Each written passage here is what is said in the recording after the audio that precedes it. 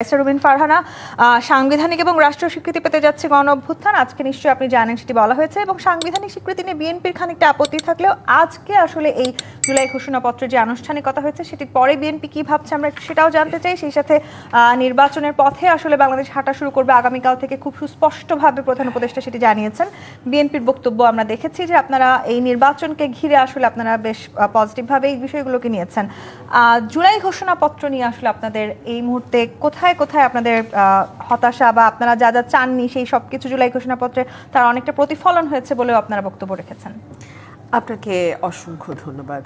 আমরা সকল রাজনৈতিক দলেরই একটা প্রত্যাশা ছিল যে 5ই আগস্ট জুলাই ঘোষণাপত্র ঘোষণা করা হবে এবং আজকে মাননীয় প্রধান উপদেষ্টা জুলাই ঘোষণাপত্র উপস্থাপন করলেন।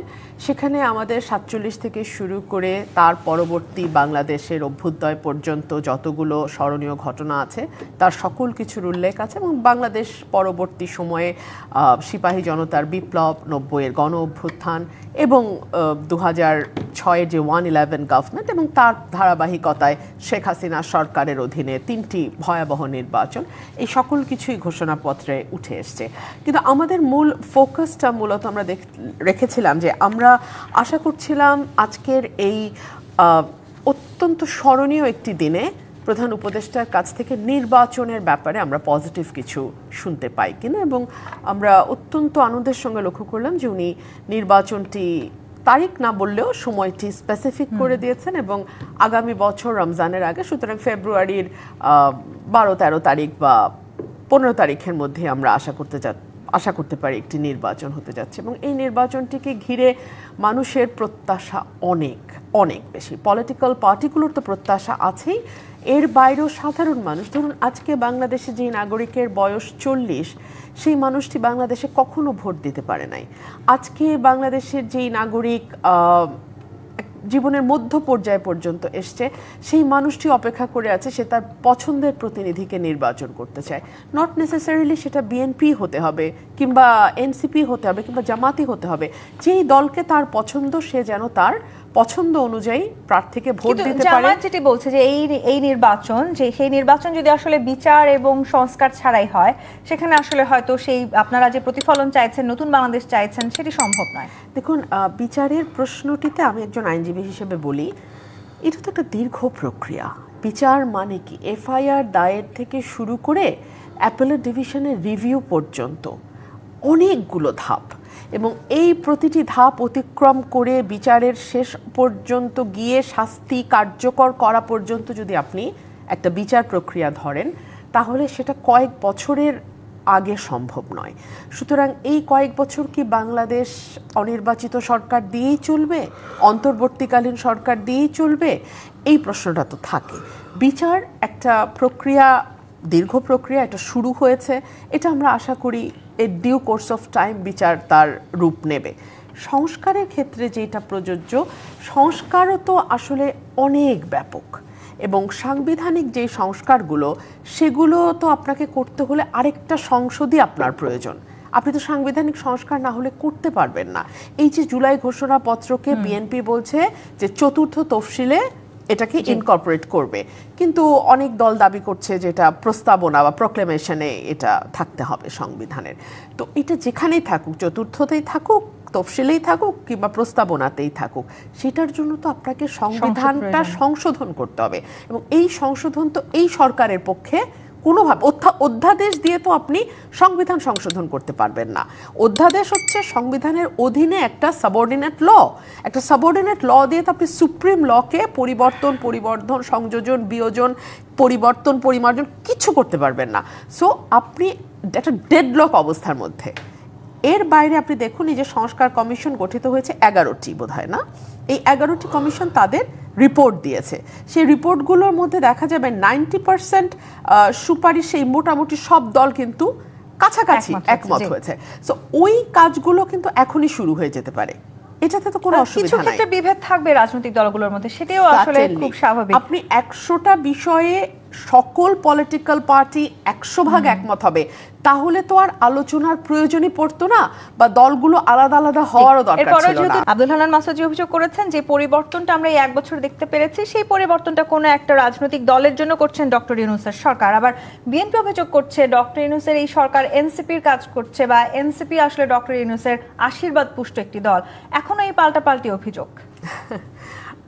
দেখুন, এনসিপির সাথে ডক্টর মোহাম্মদ ইউনূসের যেই বন্ধন, সেই বন্ধনটি বিভিন্ন সময়েই কিন্তু ফুটে ওঠে। আপনি নিজেই বিরতিতে যাওয়ার আগে বলছিলেন যে ডক্টর মোহাম্মদ ইউনূস খোলামেলায় বলেছে যে এনসিপি বা ছাত্ররাই ওনাদের নিয়োগকর্তা, এবং ছাত্ররা যতদিন চাইবে উনি ততদিনই থাকবেন। এর বাইরেও বিভিন্ন সময় আমরা লক্ষ্য করেছি ডক্টর মোহাম্মদ ইউনূস আলাদাভাবে কিন্তু এই দলটির ব্যাপারে তার সফটনেসকে প্রকাশ করেছেন।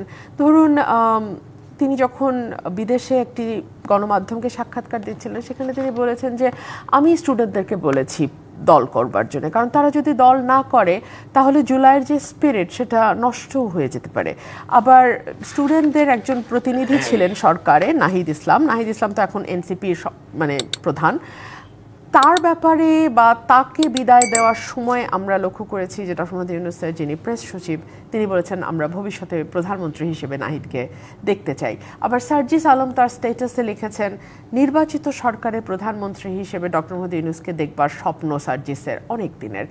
আমরা এর পরেও দেখেছি যখন তিনি পদত্যাগের সিদ্ধান্ত নিয়েছেন বা ভাবছেন বলে গুঞ্জন ছিল, তখন তিনি বেছে নিয়েছিলেন নাহিদ ইসলামকেই সেই ব্যাপারটি শেয়ার করবার জন্যে। সো নানানভাবে যদি আপনি এগুলো মেলান এবং মেটিকুলাসলি প্ল্যান্ড একটা ডিজাইন মুভমেন্ট, যেটার brain behind the movement Mahfuz Alam, যিনি এখনও সরকারের মধ্যেই আছেন, এবং সরকারের বাইরে এনসিপির যারা আছেন সরকারের সঙ্গে যুক্ত নন, এমন অনেকেই কিন্তু বিভিন্ন সময় প্রতিবাদ করেছেন, আলাপ তুলেছেন যে সকল কিছু হেয়ার রোড থেকে হয়ে আসে। একটা কমিটির সিদ্ধান্ত, দলের সিদ্ধান্ত, ভেতরের সিদ্ধান্ত, সকল সিদ্ধান্তই নাকি হেয়ার রোডের দিকে তাকিয়ে থাকতে হয়। বিএনপি যে আঙুল তুলছে এনসিপি বনানো রাজনৈতিক দল, সেটিও কি তাহলে এই মেটিকুলাসলি ডিজাইনের একটি অংশ বলে মনে করেন আপনারা? না, মেটিকুলাসলি ডিজাইন তো আমার কথা না, এটা তো কোনো দলেরও কথা না, এটা তো ডক্টর মোহাম্মদ ইউনূসের শব্দ, এটা তো আর আমাদের কথা না। এবং মেটিকুলাসলি ডিজাইনের ব্রেইন কে ছিল সেটাও ডক্টর মোহাম্মদ ইউনূসই ইন্ট্রোডিউস করে দিয়েছে, ওটা তো আর আমরা ইন্ট্রোডিউস করাইনি, বা আমাদের দলেরও কাউকে ইন্ট্রোডিউস করানো হয়নি। সো আমাদের কথা বা মানুষের পারসেপশন, ফর এক্সাম্পল টিআইবি তো বিএনপিও না, জামাতও না, কিংবা সিপিবি বাসদও না। টিআইবি একটা ইন্ডিপেন্ডেন্ট অর্গানাইজেশন, একটা ইন্টারন্যাশনাল অর্গানাইজেশন, তারা এনসিপিকে কিংস পার্টি বলছে। এই প্রশ্নের উত্তর, বিএনপি আসলে নিজেদের তৃণমূল পর্যায়ে পর্যন্ত নেতাকর্মীদেরকে কন্ট্রোলই করতে পারবে না যদি নির্বাচনী তফসিল ঘোষণা হয় বা 300 আসনে যখন আপনারা প্রার্থী দিবেন। এই অভিযোগ কতখানি সত্যি? একেবারেই সত্যি না। দেখুন, বিএনপি তার নেতাকর্মীদেরকে শুধু ওন করে নাই, তারা তাদের বিরুদ্ধে সর্বোচ্চ সাংগঠনিক ব্যবস্থা নিয়েছে। এটা আপনি যেমন জানেন, এটা বাংলাদেশের সকল মানুষ মোটামুটি যারা সচেতন সবাই জানে। আমার প্রশ্ন হলো সরকার কি করেছে? সরকার কেন, এই যে হান্নান মাসুদও কিছুক্ষণ আগে বললেন যে অ্যারেস্ট নাই, কিচ্ছু নাই, সরকারের কোনো হ্যাডমও নাই যে বিএনপির ইউনিয়ন পর্যায়ের কোনো নেতা বা কর্মীকে সে অ্যারেস্ট করে বা তার বিরুদ্ধে ব্যবস্থা নেয়।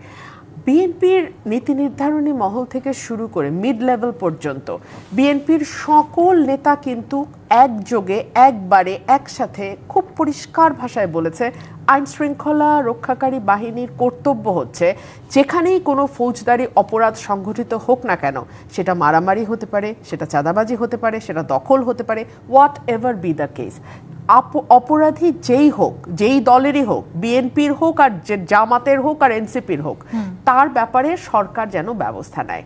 আমি গতকালকে একটা টক শোতে বলছিলাম যে এই সরকার কেন যেন প্রমাণের চেষ্টা করছে ফ্রম দ্য ডে ওয়ান, একদম প্রথম দিন থেকে, এই দেশে পলিটিশিয়ানরা ভালো কিছু করে না, এই দেশে পলিটিশিয়ানরা ভালো না। এবং এটা প্রমাণ করতে গিয়ে দেখুন সরকার যেই ব্যবস্থা না নেয়া, বেশ অনেকগুলো জায়গায় ব্যবস্থা নেয়নি বলে আজকে এই অভিযোগগুলো আমার ভাইরা করছেন। হান্নান মাসুদ একটু অভিযোগ করেছেন যে বিএনপি আর আওয়ামী লীগ আসলে একই ধরনের পরিস্থিতি হবে বাংলাদেশে। আশাটা বাদ দেন, আশা তো পরে, আসার আগে তো এখন তো নাই, এখন কি আছে বিএনপি ক্ষমতায়? কি আদৌ একই কাতারে পড়েন? প্রশ্নই আসে না, কেন পড়ি না সেটাও আমি ব্যাখ্যা করব। আমি সেটা বলি না, বিএনপি আর আওয়ামী লীগকে আমি কখনো এক করব না। এক না, এটা বিএনপি অবশ্যই শতগুণ ভালো আওয়ামী লীগের হতেই পারে না। আচ্ছা, এটা আমি কখনো বলবো না। হ্যাঁ, কিন্তু আমার কথা হচ্ছে সরকার তো আছে, সরকার কেন ব্যবস্থা নিচ্ছেন? আপনার মনে থাকবে সরকারের একজন উপদেষ্টা একদিন মুখ ফসকায় বলেছিলেন যে পলিটিশিয়ানরা কি করেছে, এত বছর তো তারা ছিল ক্ষমতায়। এটাই হচ্ছে সরকারের মনোভাব, এটাই সরকারের অ্যাটিটিউড। সে কারণে বিএনপি তার দল থেকে 4000 কর্মীকে বহিষ্কার করার পরেও আমরা সরকারকে এই কর্মীদের বিরুদ্ধে 4000টা মামলা করতে দেখি না। কিন্তু বহিষ্কারের সাথে সাথে কিংবা বহিষ্কার করুক আর না করুক সেটা তো বিএনপির অভ্যন্তরীণ ব্যবস্থা, সরকার তো আছে, সরকার কেন ব্যবস্থা নেয় না? আর আপনি শুধু বিএনপির নামটা বলছেন, বিএনপি অনেক বড় দল বলে হয়তো বিএনপির নামটা অনেক বেশি আসে। অন্য দলে কি চাঁদাবাজি হচ্ছে না? অন্য দলের নেতারা কি কুকর্ম করতে গিয়ে ধরা পড়ছেন না? অন্য দলের খবরও কি আমরা ফেসবুকে পাচ্ছি না? এই মুহূর্তে আপনাদের আসলে সাংগঠনিক যে শক্তি সেটি নিশ্চয়ই অন্যান্য দলের থেকেও বেশি হওয়ার কথা ছিল। সার্টেনলি আমাদের সাংগঠনিক শক্তি তো অনেক বেশি বটেই, আমাদের ওয়ার্ড লেভেল পর্যন্ত আমাদের কর্মীরা সুসংগঠিত, এবং বিএনপি তার সাংগঠনিক শক্তির পরিচয় দিয়েছে গত 17 বছর। বিএনপির মতো নির্যাতিত পলিটিক্যাল পার্টি তো বাংলাদেশে দ্বিতীয়টি নেই। এবং